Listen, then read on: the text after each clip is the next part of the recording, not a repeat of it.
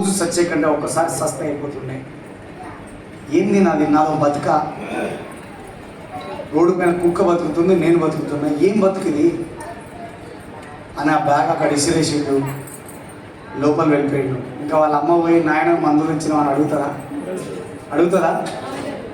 పోయిండు, లోపల పోయిండు, డోర్ పెట్టుకుండు, ఫ్రెష్ అప్ అయిండు, అట్లే మంచం పైన పడుకుండు, అట్లే నిద్రపోయిండు. తెల్లారి వరకు లేచి చూస్తే ఇంట్లో ఏడుపులు వినబడుతున్నాయి. ఘోరంగా ఏడుస్తున్నారు. ఏమై ఉండొచ్చు? గెస్. వాళ్ళ ఫాదర్ స్ట్రోక్ వచ్చి ఉండే పోయిండు అనుకుంటారా? లేదు, కొంచెం ఏంటి ఇట్లా ఏడుస్తున్నారని లేచి కొంచెం గుమ్మ ముందు పోయి చూస్తే మంచం చూస్తే వాళ్ళ నాన్న ఉన్నాడు, వాళ్ళ అమ్మ ఉంది, వాళ్ళ భార్య ఉంది. అని ఏమైంది, ఇంకెవరు ఏమైందని ఇంకొంచెం ముందర పోయి ఉంటే ఆడ పడి ఉన్న శవం మీదే ఉంది. పిల్లలు ఏడుస్తారు కదా, నాన్న లే నాన్న, ఇంకెప్పుడు చాక్లెట్ అడగను నాన్న, ఎప్పుడు బిస్కెట్ అడగను నాన్న, నువ్వు లే నాన్న, ప్లీజ్ నాన్న, నువ్వు లే నాన్న. పిల్లలు ఏడుస్తారు విపరీతంగా. వాళ్ళ అమ్మ అంటుంది, దేవుడా నువ్వు ఎంత పాపిష్టోనేరా, నన్ను తీసుకోపోతే ఏమైందిరా, మా ఆయన తీసుకోపోతే ఏమైంది, మా ఇద్దరిని కలిపి తీసుకోపోతే ఏమైందిరా, మేము కాటికి కాలు చాపుకొని ఉన్నాం, అన్యాయంగా నా కొడుకుని తీసుకుపోయాలి, నా కుటుంబాన్ని నాశనం చేసినావు కదరా, నువ్వెట్లా దేవుని అవుతావురా, దేవుడా నీ మీద మనబోయా అంటున్నావు. వాళ్ళ భార్య అంటుంది, నన్నెందుకు మోసం చేసినావు, నాకేదో ఇస్తా అన్నావు, నాతో తోడుంటా అన్నావు, చివరి దాకా నన్ను నడిపిస్తా అన్నావు, ఈరోజు నన్ను నా పిల్లల్ని ఆగం చేసి వెళ్ళిపోయినావు, నాకెందుకు మోసం చేసినావు అని అంటుంది. అప్పటిదాకా వాళ్ళ భార్యను కనీసం కూర్చోబెట్టి ప్రేమగా మాట్లాడిన రోజు లేదు, కనీసం ఒక బుక్కెడంత అన్నం తినిపించిన రోజు లేదు.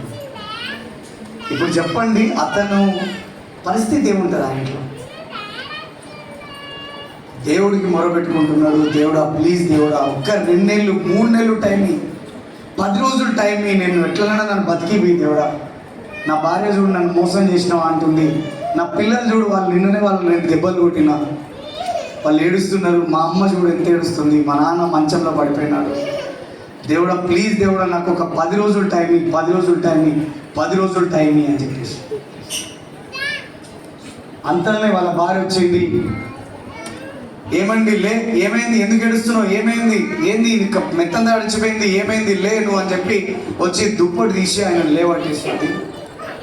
లేచి చూస్తే ఆయనకు జరిగిందంతా కళ అని అర్థమైపోయింది. కళ అని అర్థమైపోయింది. కానీ కొంతమంది తల్లులు ఏడుస్తున్నారు. థ్యాంక్ గాడ్ ఎవరికి ఏం కాలేదు. ఒకవేళ మన ఫ్యామిలీలో కూడా ఇదే ప్రాబ్లం ఉంటే ఏంది పరిస్థితి? నాన్న అంటూ లేకపోతే ఏంది పరిస్థితి? నా కుటుంబం పరిస్థితి ఏంది? నా భార్య పరిస్థితి ఏంది?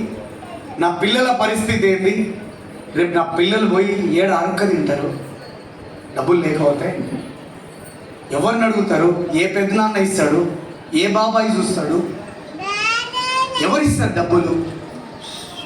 బతికున్నప్పుడే మీ పిల్లల్ని మీరు చూడగలిగితే ఈ ఆపర్చునిటీ మీకు 200% అవసరం అవుతున్నారు.